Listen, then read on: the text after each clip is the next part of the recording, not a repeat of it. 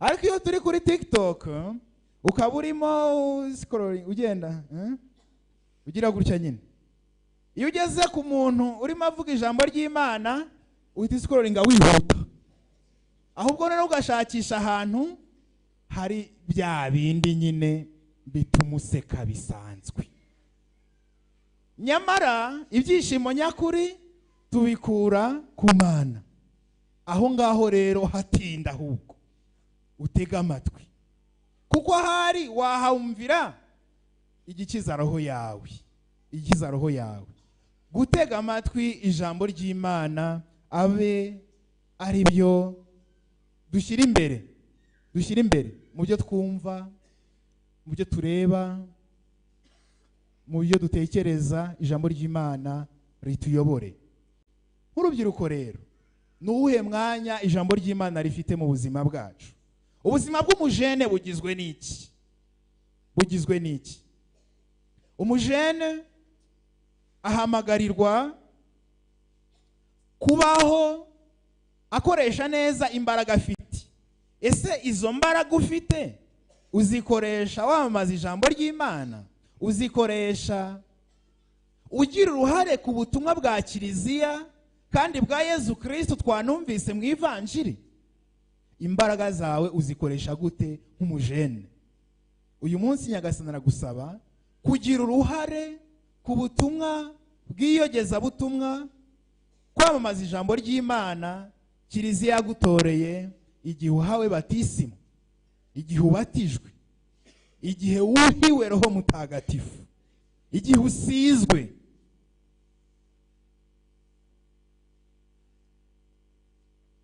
Turebe mu magambo tuvuga, mu bikorwa dukora, umwanya w'ijambo ry'Imana. Reba, kuva mu gitondo kugera nimugoroba uvuga iki? Ese ijambo ry'Imana rifitemo umwanya ungana iki? Nujya kwandikira umuntu message chat, niba utangire utangije ikintu ijambo rimuganisha ku Mana, bose niba ndi batangira bavuga ngo Yesu akuzwe. Rubyiruko munsubize, nande batangira bavuga ngo Yesu akuzwe, mbasabe bamanike se? Oya, tudakorwa n'isoni. Ni bande batangira bagira bati ariko uyu munsi twagiye mu misa buri jambo ryiza natahanye, mukaganira ibindi muhereye kuri icyo. Aho gutangira ugira uti ubonye wa mukobwa, ubonye wa muhungu, kandi urabavuga bari baje mu misa, ntuhereye ku ijambo ry'Imana basomye. Uvuze ngo warangaye, ntago waruteze amatwi. Mu mwanya wo guhugukira ijambo ry'Imana ukawahugukiye wa wundi warangariye, cyangwa se bya bindi warangariye. Ijambo ry'Imana mu buzima bwacu turebe umwanya rifite. Noneho nk'abajene tuba mu mbuga nyinshi, mbuga nkoranyambaga, rimwe na rimwe cyangwa kenshi hakabaho umuntu ugira utya akaba adutereyeho ijambo ry'Imana, wibuka kurisoma. Abarisoma ni bangahe? Mbabwire bamanike. Oya, tudakorwa n'isoni, kuko bashobora kuba ari bake kandi ryagezeho. Ntushoboye kurambura Bibiliya, ariko n'uri kugejejeho imbere y'amaso yawe ntacyo rikubwiye.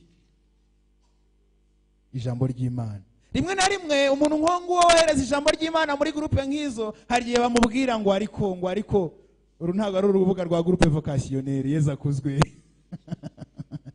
cyangwa ntabwo ari urubuga ngo uzajye ubijyana ahandi. Oya, imvugo nk'iyo ngiyo ntabwo ibiturutse ku Mana. Mu mbuga turimo nkoranyambaga, ni uwuhe mwanya duha ijambo ry'Imana? Kubera iki mvuga imbuga nkoranyambaga? Nuko nk'abajene tuzihuriraho cyane, nuko tuzihuriraho. Wenda mbe naho ngaho ngere mu yandi matsinda, ni bande batangira rya tsinda ry'ubwizigame basenga? Ni bande? Turahagera tugatangira kubara amafaranga, tukizigama twarangiza tugataha tutibutse no gukora ku kimenyetso cy'umusaraba. Kandi ubwo 80% ni abakirisitu, ni abakirisitu. Ninde se muri za nguzanyo dusaba wagujije amafaranga yo kugikibeho? Kandi ntusiba kuguza ayo gushyiraho menshi, kandi akaba ari menshi koko. Yego, ninde wagujije se amafaranga yo kugura Bibiliya? Mukanya turaza gukora amarushanwa, igihembo gikuru kirimo ni Bibiliya. Niba utayifite uyitabire uze kuza kuyitahana. Nibura uba witabiriye amarushanwa utsinde utahane Bibiliya kubera yuko utashoboye kuyigurira. Hanyuma niba unabishoboye rero yigure. Niba hari kado nziza wasaba rwose ni kado y'ijambo ry'Imana, kado ya Bibiliya. Nitunajya gutanga kado ntitwajye twibagirwa ijambo ry'Imana muri za kado duhana. Shimiraho mutagatifu wibukije abateguraga amarushanwa ko mu bihembo atagomba kuburamo Bibiliya kuri uyu munsi w'ijambo ry'Imana.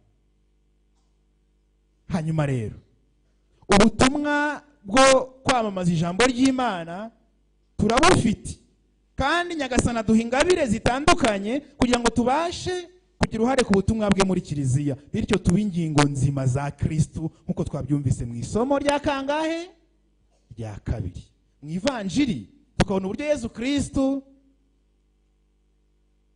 agera mu isengero agafata umwanya agasoma ijambo ry'Imana, agasoma ibyanditswe bitagatifu. Hanyuma rero kuko ariwe byose biganishaho, tugahita tubona inyigisho ye ngufiya cyane agira ati ibyo ngibyo maze gusoma, ibyo mwumvise muri iryo somo umenye ko byubahirijwe, byujujwe uyu munsi. None si byo maze kuvuga bavandimwe, nanjye mvuge ngo bigiye kuzuzwa uyu munsi. Tugiye gutunga Bibiliya, tugiye kumva ijambo ry'Imana duhugutse, tugiye gutega amatwi. Mbivuge, munyemerere mbivuge, buri wese abyibwire rero. Abyibwire maze byuzuzwe mu buzima bwe. Tubisabirane.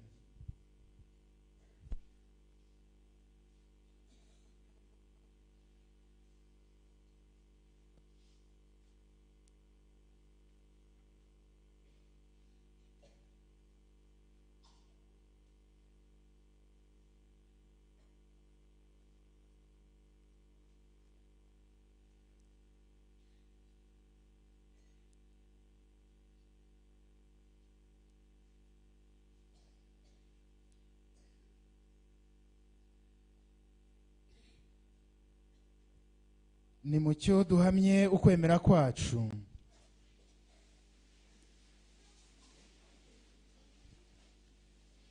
Nemera Imana imwe, Data ushobora byose, waremye ijuru n'isi, ibiboneka n'ibitaboneka. Nemera na Nyagasani umwe, Yezu Kristo, umwana w'ikinege w'Imana. Mbere ya byose Imana Data yari isanzwe imubyaye.